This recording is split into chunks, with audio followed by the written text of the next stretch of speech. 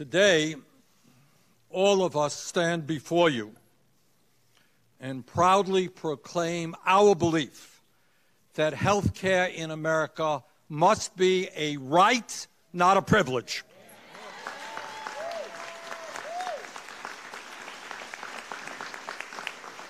Today, we begin the long and difficult struggle to end the international disgrace of the United States, our great nation, being the only major country on earth not to guarantee health care to all of our people. As proud Americans, our job is to lead the world on health care, not to be woefully behind every other major country. Today, we begin the debate vital to the future of our economy as to why it is that in the United States we spend almost twice as much per capita on health care as any other nation on earth, and yet we have 28 million people without any health insurance and even more who are underinsured with high deductibles and co-payments. As a result of the incredible waste, bureaucracy, and profiteering in our dysfunctional healthcare system, we are now spending nearly 18% of our GDP on healthcare, $10,000 per person. Incredibly, if we continue the status quo, we will spend an estimated $49 trillion over the next decade on healthcare. That is economically unsustainable for our country. Today, we say the function of a rational healthcare system is to provide quality care to all in a cost-effective way, and not to continue a system which allows insurance companies and drug companies to make hundreds of billions of dollars in profits each year, and to make healthcare industry CEOs extremely wealthy. Further, as you've heard this afternoon, the function of a good healthcare system is to enable people to get the healthcare when they need that healthcare, not to deal with an endless amount of paperwork and to spend hour after hour arguing with insurance companies about whether or not you have the coverage for the procedures that you need. The strengths of a Medicare for All program are not only its universality and its cost-effectiveness. It also ends the complexity of a system which adds enormous stress at a time when people need it the least.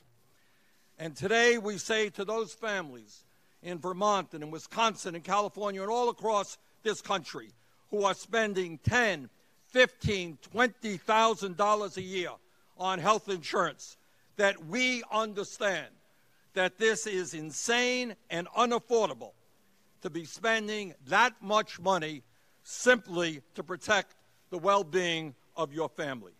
And we're here to tell those families and people all across this country that under Medicare for All, the average American family will be much better off financially than under the current system, because you will no longer be writing checks to private insurance companies. While, depending on your income, your taxes may go up to pay for this publicly funded program, that expense will be more than offset by the money you are saving by the elimination of private insurance costs. And today, we tell the drug companies that the American people are sick and tired of the greed of the pharmaceutical industry. We are no longer going to get ripped off and pay the highest prices in the world for prescription drugs under Medicare for All. We're going to negotiate lower drug prices for the government and for every single American. And today we tell the business community, especially small and medium-sized businesses, that we understand that you want to focus on your core business mission, not to spend countless hours worrying about how you will provide health insurance to your workers. And Medicare for All will allow you to do that because all of your employees, by right, will have comprehensive health care. And today we say to millions of workers that you should not have to be stuck in a job that you don't want just because it provides decent health care to your family. With health care as a right, you will finally have the freedom to do the work you love and are passionate about, and our economy and our nation will benefit from that. 52 years ago, President Lyndon Johnson signed historic legislation that said in the United States of America, if you are 65 or older, you will be guaranteed health care as a right. And that legislation, called Medicare, has been enormously successful. We take it for granted now, but seniors in America are healthier, happier, and more secure than before the passage of Medicare. And today we tell our seniors that as good as Medicare is, we have heard your concerns, and for the first time, we will expand coverage to include dental care, hearing aids, and vision needs. Now let us be honest. The crisis we are discussing today is not really about health care.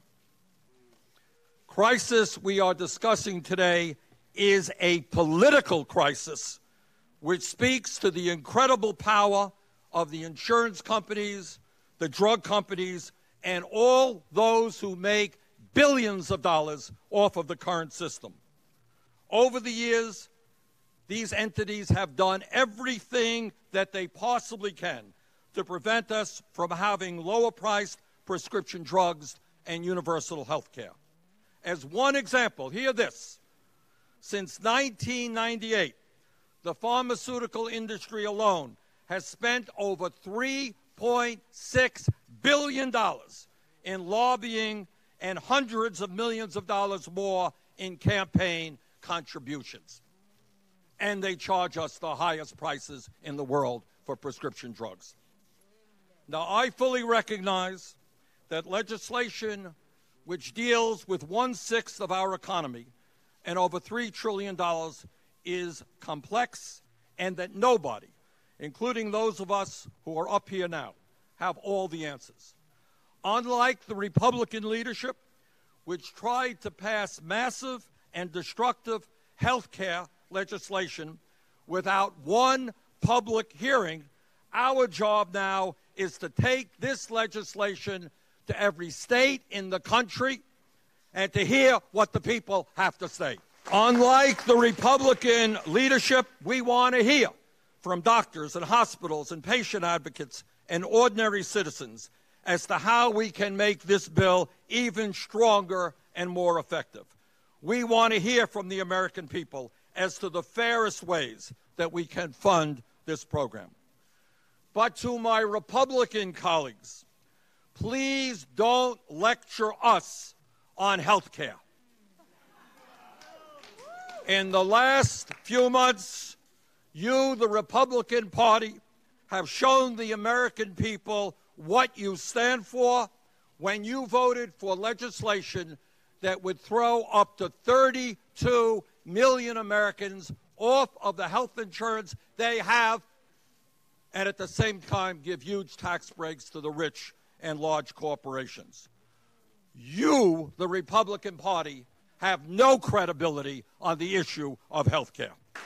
Let me conclude by telling you that I am extremely proud that we now have the support here in the Senate of 16 senators plus myself and a whole lot of folks in the House of Representatives. And importantly, we also have the strong support of dozens and dozens of grassroots organizations and trade unions representing the working people of this country. They know, as we know, that this struggle will ultimately not be won here on Capitol Hill, but through the grassroots activism of millions of Americans who are standing up and fighting back, who are becoming more engaged politically. And when we all stand together, we're going to be able to take on the insurance companies and the drug companies and Wall Street and everybody else, and to do what we should have done decades ago, and finally guarantee health care to all Americans as a right.